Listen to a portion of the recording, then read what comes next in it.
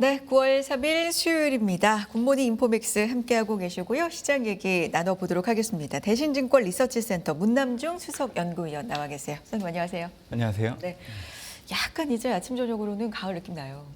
네. 네, 9월 이제 본격적으로 시작이 됐다라는 느낌도 좀 체감적으로도 슬슬 나는데 시장에서는 9월을 좀 반긴다기보다는 두려워하면서 맞았던 것 같거든요. 9월이 뭐 계절적 약세다. 지금까지 수익 났던 적이 성적 좋았던 적이 뭐 그렇게 없다. 거의 다 마이너스였다. 뭐 이런 얘기들이었는데 출발도 약간 약세로 해서 조금 불안감이 더해지는 것 같은데 시장 어떻게 보고 계십니까? 뭐 가을이 좀 네. 느껴지신다고 이야기는 하셨는데 네. 미국 증시 이번 달은 좀 증시가 올라가기보다는 좀 하락할 여지는 있다라고 생각을 그래요? 해요. 네. 얘기 잘해 주셨어요. 네. 뭐 9월은 계절적으로 좀 미국 증시가 쉬어갈 수 있는 대표적인 달이고요. 그 여러 가지 요인들이 있어요. 근데 좀 알아두시면 좋죠.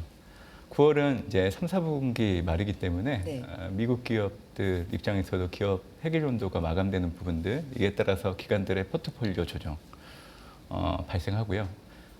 정부 역시 해결연도 마감이기 때문에 앞서서 이제 국채 발행량을 늘려서 시중의 유동성을 유입하는 게 발생하기 때문에 주식시장에는 좀 부정적으로 작용하는 부분들은 있습니다. 그리고 또 하나는 공교롭게도 이제 9월 FMC가 예정되어 있는 달이기 네. 때문에 이 앞서서 발표되는 경제지표가 중요하죠. 이번 주에도 5일날 발표되는 미국의 8월 고용지표, 특히 비농업 부분 고용자 수 결과치가 어떻게 되느냐에 따라서 시장에도 영향을 줄 것 같아요.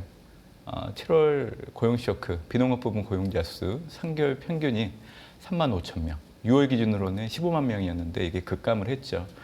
만약에 이번에 비농업 부분 고용자 수가 전월보다 개선된다라고 하면 아마 내심 시장에서는 B컷 기대를 할 건데 그 기대가 좀 줄어들 여지가 있죠. 그렇게 된다라고 하면 주식시장이 하락하는 데 영향을 줄 수 있고 반대로 비농업 부분 고용자 수가 전월보다 더 낮게 나온다.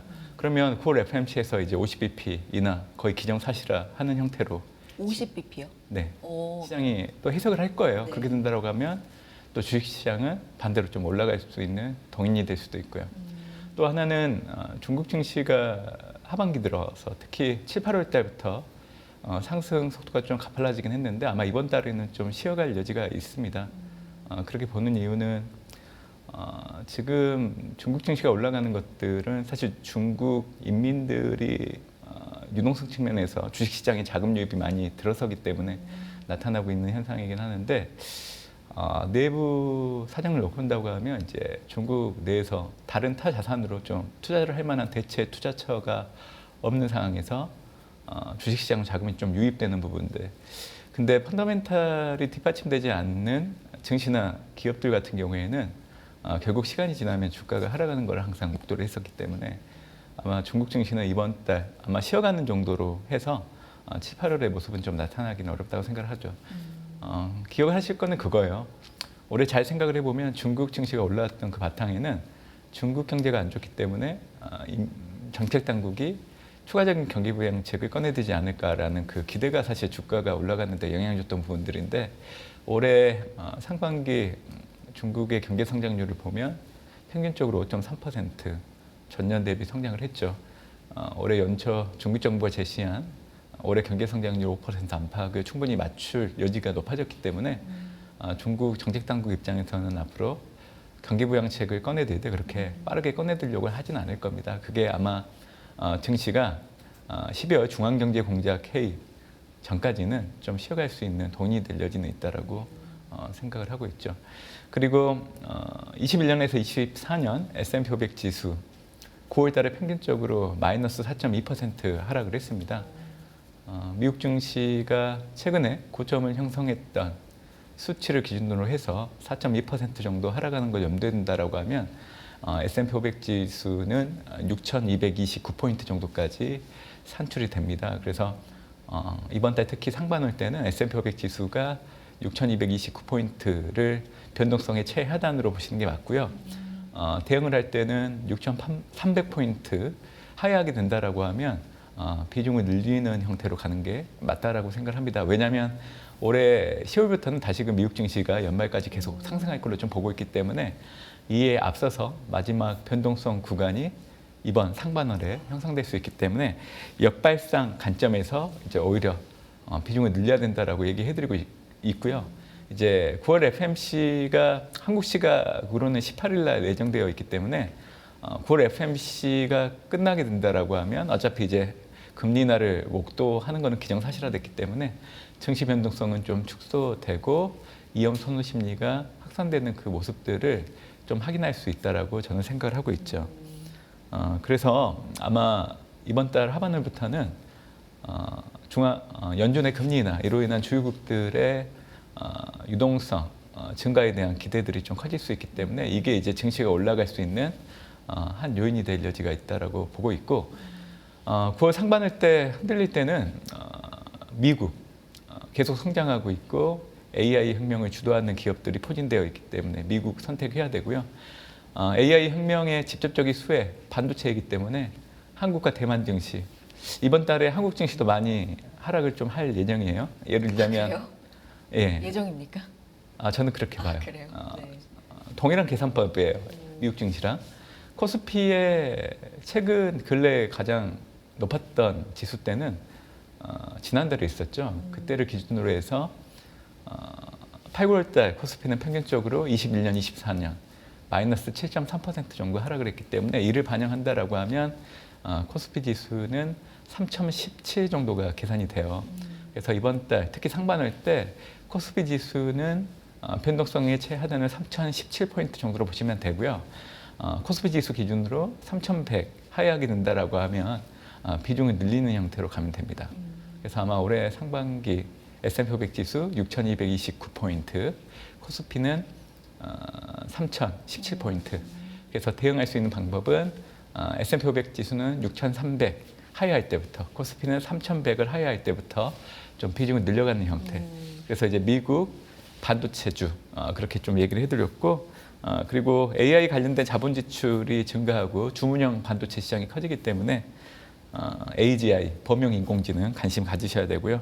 또 상용화 기대감이 커지고 있는 양자 컴퓨터 당연히 보셔야 되고, 또 생성형 AI 시장이 커지게 된다라고 하면 데이터 센터 부문 앞으로도 계속 될 걸로 좀 보고 있기 때문에 우라늄 원전 당연히 보셔야 되고, 최근에는 스테이블 코인 관련된 종목들의 주가가 좀 하락은 하고 있지만 어차피 지니어스 법안 발효로 인해서 시장 성장을 염두한다라고 하면 스테이블 코인 관련된 종목들도 담는 것도 좋다라고 저는 생각하고 있습니다.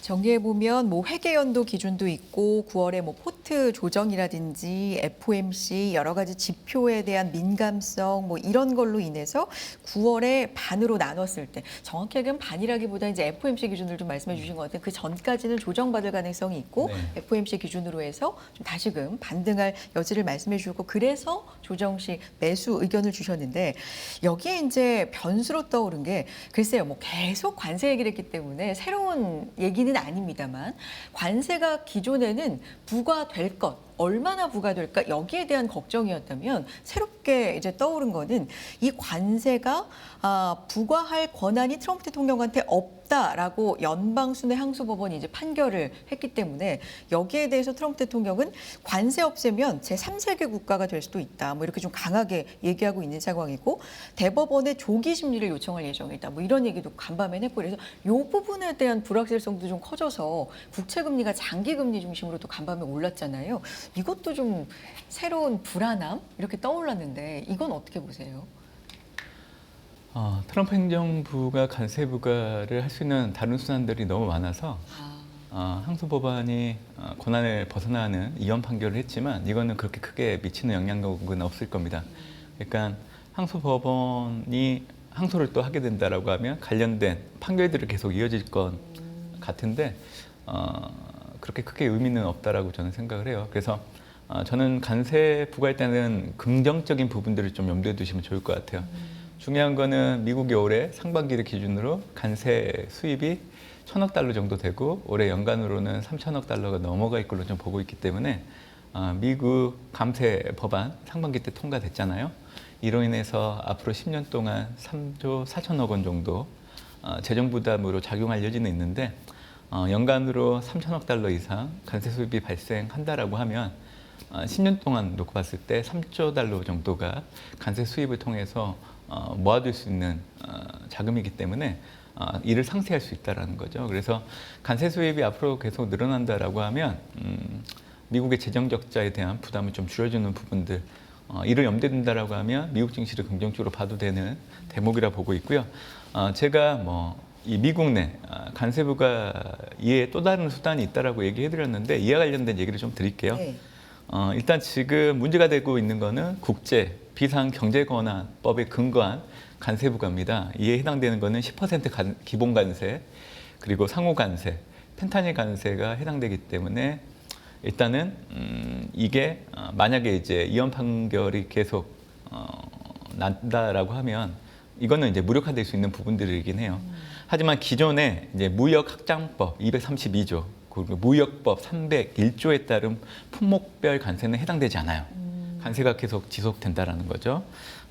만약에 이제 트럼프 행정부가 추가적으로 꺼내들 수 있는 수단을 좀 더 얘기해드리면 무역법 제 122조가 있어요. 이거는 최대 15% 관세를 일시적으로 부과할 수 있고 150일 이후에 이제 의회 승인이 필요한 절차는 있지만 관세는 부과할 수 있는 거죠. 그리고 또 하나는 이 무역법 301조는 제가 품목별 관세 해당되지 않는다라고 했는데 주요 교역국에 무역법 301조를 새롭게 개시하게 된다라고 하면 또 이거는 상황이 또 달라지는 대목이기도 해요. 그리고 또 하나는 철강과 알루미늄 이런 그 전략산업에 적용 중인 관세 이제 무역확장법 302조 다른 산업에 확대하면 되는 부분들도 있고요. 또 한 번도 사용할 적이 없는 무역법 338조가 있어요. 이거는 이제 미국의 차별하는 국가에 최대 50% 고유 관세를 부과하는 거기 때문에. 그래서 제가 지금 얘기해드렸던 거 기존의 무역확장법 232조, 무역법 301조 그대로 계속 유지되고 트럼프가 꺼내들 수 있는 무역법 제 122조, 또 무역법 301조를 새롭게 개시하는 부분들도 있고 무역확장법 302조도 있고 또 한 번도 사용해 본 적 없는 무역법 338조도 있기 때문에 트럼프 행정부의 관세 부과는 트럼프가 집권하는 4년 내내 계속 부과가 될 걸로 좀 그렇게 보시면 될 것 같습니다. 그러니까 무슨 법 뭐 232조, 301조, 338조, 122조, 뭐 302조 아무튼 쓸 카드가 많아요. 결론은 엄청 많다. 많아요. 그래서 트럼프 대통령의 어떤 의지대로 관세는 네. 계속해서 부과가 네. 될 거기 때문에 요거는 이제 짧은 노이즈다라고 말씀해 주신 거고요. 트럼프 대통령도 오늘 주식시장의 하락 요인이 이제 요 판결 때문이다 이렇게 주장을 하면서 요건 좀 빠르게 어떻게 판결이 나야 된다. 그러니까 관세가 다시 부과가 정상적으로 되는 쪽으로 뭐 이렇게 나야 된다라고 얘기를 했는데 그렇다면 여러 가지 결론을 좀 봤을 때 미국 시장은 조정받을 가능성이 일단 여러 가지 요인으로 지금 있는데 이때 사야 된다라는 말씀을 지속적으로 지금 해주고 계신 거네요. 그럼 네. 연말까지 S&P 500도 기준 목표치 유효하게 지금 갖고 계시고요. 네. 네. 저는 미국 증시 사실 이제 세계 경제 증시 벤치마크잖아요. 그래서 미국 경기 순환이 가장 중요하고 경기 확장에 미국이 들어서 있는 상황이라고 하면 미국 증시뿐만이 아니라 다른 타 증시도 사실은 상승 방향으로 갈 가능성이 상당히 높습니다.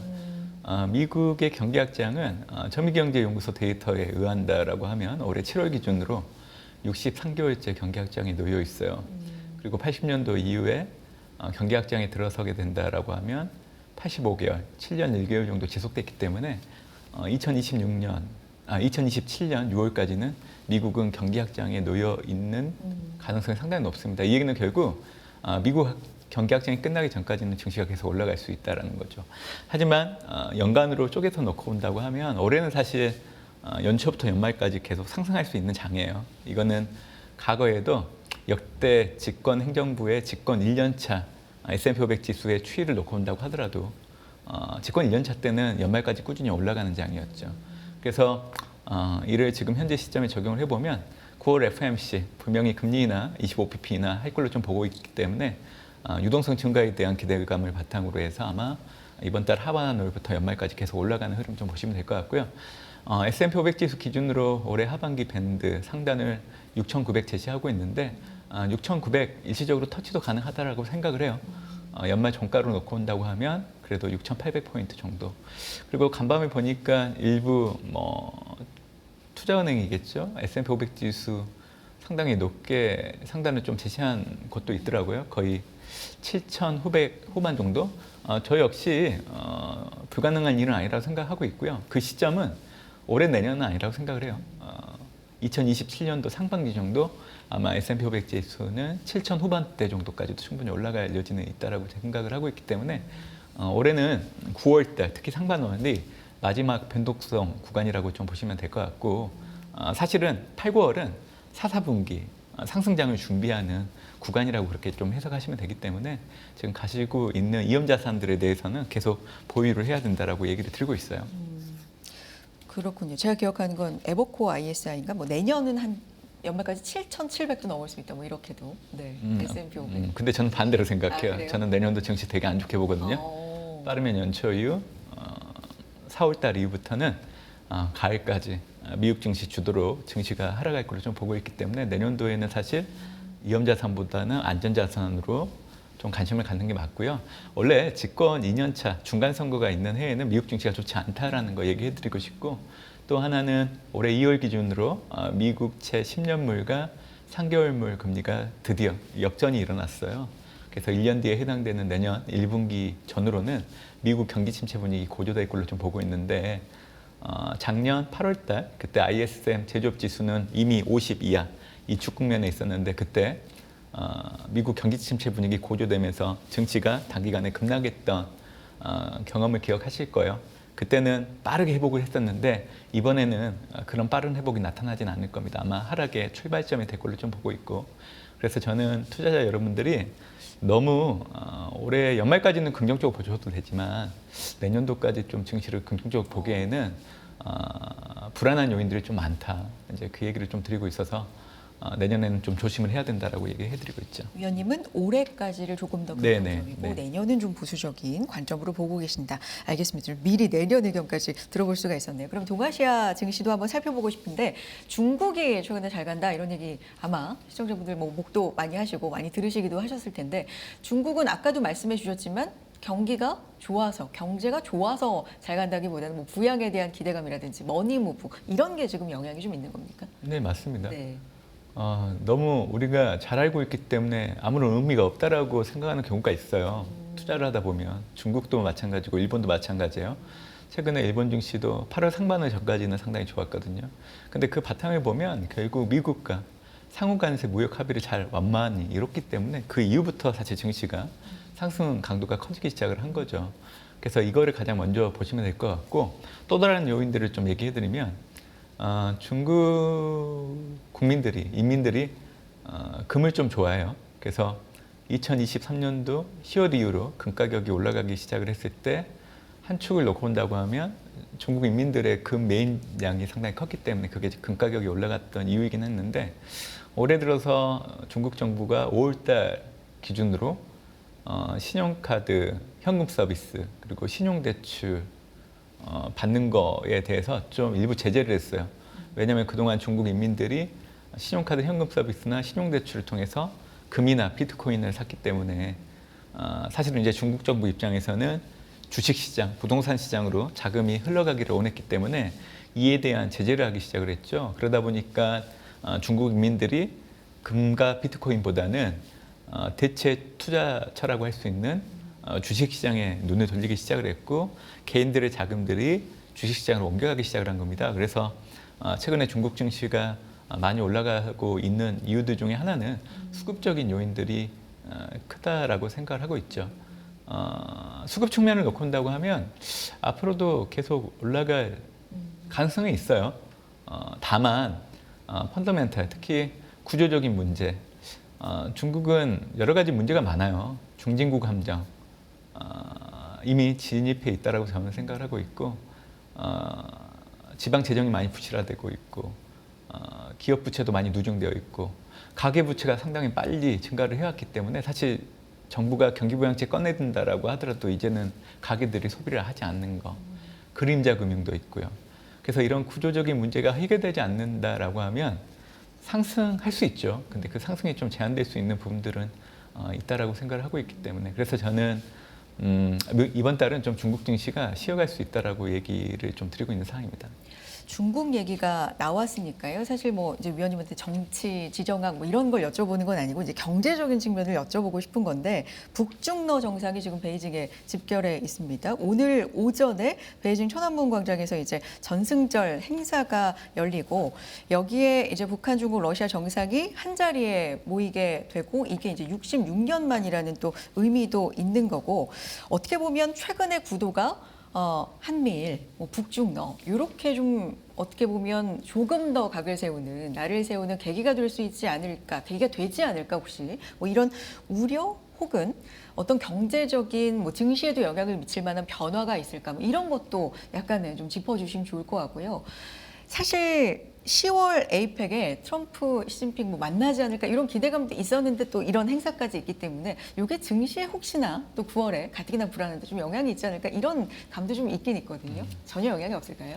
안 그래도 오늘 나오기 전에 저런 질문들이 너무 많더라고요. 그래서 제가 네. 이런 질문은 제가 전문 분야 아니라고 좀 약간 말씀드렸는데 정치적인 걸 여쭤보는 건 아니고 경제 혹시 영향이 있을까? 제가 그렇게 얘기했던 이유는 북중러 정상들이 만났다고 해서 이게 금융시장에 영향을 미치는 요인들은 아니에요. 그래요. 그냥 미국을 상대로 러시아, 중국, 북한 같이 힘을 모아서 향후 이제 벌어질 수 있는 어떤 패권 경쟁을 두고 이런 모습을 좀 한번 보여주겠다 정도인 것 같아요. 어차피 이제 미국과 중국 간의 관계가 중요한 것 같고요. 어차피 지금은 기술 패권 경쟁이 훨씬 더 중요한 시점이기 때문에 아마 중국의 입장에서는 이번 그 정상들이 모였을 때 중국이 가지고 있고 가시할 수 있는 부분들을 좀 많이 보여주려고 할 거예요. 그게 무기가 됐든 아니면 AI 관련된 기술이 됐든. 그러니까 결국 이제 그런 부분들이죠. 올해 딥싱크가 3월달 등장하고 나서 중국 증시에 대한 관심이 좀 커지게 했던 이유들 중에 하나는 앞으로의 AI 패권을 두고 미국이 독점을 할 걸로 좀 봤는데 중국이 미국과 대비했을 때 AI에 대한 포지션, 저비용, 고효율, 개방형이라는 거를 만드는 거를 보여줬기 때문에 앞으로 중국이 AI 산업 변화에 한몫을 할 수 있지 않을까 이제 이런 시장 관심이 커지다 보니까 그렇게 옮겨갔던 겁니다. 그래서 이번에도 동일하게 중국 입장에서는 뭐 러시아, 북한 정상들과 만나서 정치 안보적으로 이업을 가려고 하는 건 아닌 것 같고요. 중국이 아마 중심이 되고 중국은 전승절 행사를 통해서 미국에게 뭔가 그동안 보여주지 못했던 것들을 막 보여주려고. 무기를 비롯해서 어떤 기술. 그래서 관련된 기사들을 보면 이번에 이제 전승절 행사 때 중국이 뭐 제가 얘기해드렸던 것처럼 뭐 무기나 AI 관련된 신기술 이런 것들을 좀 선보이지 않을까라는 그런 분석들이 좀 많더라고요. 그런 이제 연장선에서 알리바바가 엔비디아 칩을 대체할 수 있는 걸 이제 낸다 이런 게 또 시작을 잠깐 뒤 흔들었었잖아요. 이 부분도 그런 관점에서 이제 보는 거죠. 사실 딥시크만큼의 위력인가에 대해서는 많이 이제 물음표가 있기는 있지만 어쨌든 중국이 이렇게 자립이 가능하게 따라오고 있구나는 좀 위협적인 상황이다 이런 분석들도 있는데. 네. 알리바바가 자체 칩을 제작하고 있다는 보도가 전해졌죠. 사실 이제 그 알리바바가 만들고 있는 그 자체 칩의 성능에 대해서는 아직 알려진 건 없어요. 근데 이제 유출을 해보면 엔비디아가 중국에 수출하기 위해서 만든 H20 칩과 비교를 해봤을 때 동등하거나 이를 약간 상회하는 정도라고 이렇게 평가를 할 수 있는 것 같아요. 근데 이제 중요한 거는 알리바바가 자체 칩을 만들 때 파운드리를 TSMC가 쓰질 않고 중국의 자체적인 그 파운드리 업체를 활용해서 제작을 한다라고 알려졌기 때문에 그게 더 의미가 있는 것 같아요. 이거는 결국 중국 정부도 마찬가지지만 중국 기업들조차도 사실 자체적인 어떤 공급망을 좀 구축하려고 하는 의지들을 좀 보여주지 않았나라고 생각을 좀 해보고 있고요. 저희 그 당사에 이제 그 중국 주식을 담당하고 있는 애널리스트가 있고 중국인이세요. 그래서 제가 한번 물어봤어요. 알리바바가 자체 칩을 만들게 된다라고 하면 중국 로컬 기업들이 이를 많이 활용할 수 있을까라고 물어봤을 때 실제 쓸까? 네. 근데 전혀 그러진 않을 거라고 얘기를 하더라고요. 일단 그 블랙의 정도 되는 성능이라고 하면 사실 중국 기업들이 쓸 수 있겠지만 엔비디아의 H20 칩 정도 수준의 칩이라고 하면 활용도가 그렇게 높지는 않을 거라고 그렇게 좀 보는 부분들을 반영해서 그렇게 얘기하지 않았나라고 생각합니다. 그리고 앞으로 이런 소식은 계속 나올 거예요. 그럴 것 같아요. 근데 앞으로 점점 금융시장 입장에서는 내성이 쌓일 걸로 좀 보고 있고 중요한 거는 중국이 AI 패권을 두고 미국과 경쟁했을 때 포지션을 구축해 나가는 거는 좀 박수를 좀 보낼 부분들은 있다라고 생각을 해요. 저비용, 고효율, 개방형이라는 이 포지션. 그리고 중요한 거는 중국이든 미국이 됐든 미국의 빅테크 CEO들이 가잉 투자가 가소 투자보다 덜 위험하다라는 얘기를 계속 꺼내들고 있고 미국의 빅테크 기업들 중에 클라우드를 중심으로 사업을 하고 있는 기업들이 올해 2분기 실적을 발표하고 나서 올해 연간 내년도 자본 지출, 캐펙스 투자를 계속 늘리고 있는 부분들을 놓고 본다고 하면 AI 관련된 산업들은 앞으로도 성장할 수 있다라고 보고 있습니다. 알겠습니다. 짧게 우리 증시 얘기도 조금 해주셨으면 좋겠는데 9월을 이제 거의 하락 조정을 예상한다, 예정돼 있다 이런 표현을 아까 우리 증시에 네. 대해서 써주셔서 요건 이제 미증시하고 좀 같이 가는 흐름으로 보시는 건가요? 영향을 좀 받고. 그렇죠. 네. 사실 한국 증시가 미국 증시와 별개로 차별적인 흐름을 좀 보이긴 어려워요. 항상 미국 증시가 계속 상승하는 그 구간에서 사실 자체적인 요인들로 인해서 조금 더 올라가거나 이런 모습들이 나타나는 거죠. 사실 올해도 보면 미국 증시가 상승하고 있었기 때문에 때마침 신정부 들어서면서 그 허니문 효과들이 반영되면서 코스피 지수가 3,200선까지 올라올 수 있는 이유이긴 했었죠. 저는 쉬어가야 좀 멀리 갈 수 있다고 보고 있고 사실 한국 증시는 너무 막연한 기대감에 올라왔기 때문에 자칫 흔들릴 때 크게 흔들릴 수 있다고 보고 있는 거예요. 그렇기 때문에 제가 상반월 때 3,017포인트 정도까지 변동성의 하단을 좀 열어둬야 된다라고 얘기해드렸고 또 중요한 거는 최근에 삼성전자, SK 하이닉스의 중국 법인에 대해서 미국이 반도체 장비 수출을 통제하기 시작을 했잖아요. 이거는 상당히 부정적인 뉴스예요. 그래서 이 소식이 전해졌을 때 SK 하이닉스, 삼성전자 주가 큰 폭으로 떨어졌고 어제는 좀 약간 낙폭이 크다 보니까 반등이 나오고 있는데 이 문제가 해결되는 양상으로 가지 않는다라고 하면 주가에는 앞으로도 부정적으로 작용할 수 있다고 생각을 해요.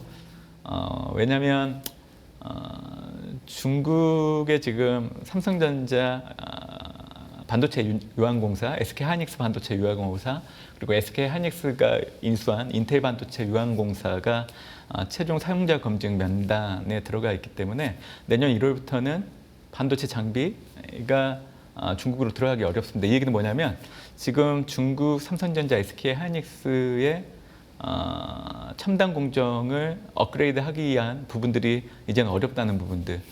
이렇게 된다라고 하면 이제 중국 내 공장들은 저가 반도체들 성능이 그렇게 좋지 않은 그런 생산 공장으로 좀 머물러지는 있기 때문에 이런 부분들을 저는 부정적으로 생각을 하고 있어서 이게 이제 아마 9월 상반월 때 주가가 하락할 수 있는 또 동인이 되지 않을까라고 생각하고 있죠.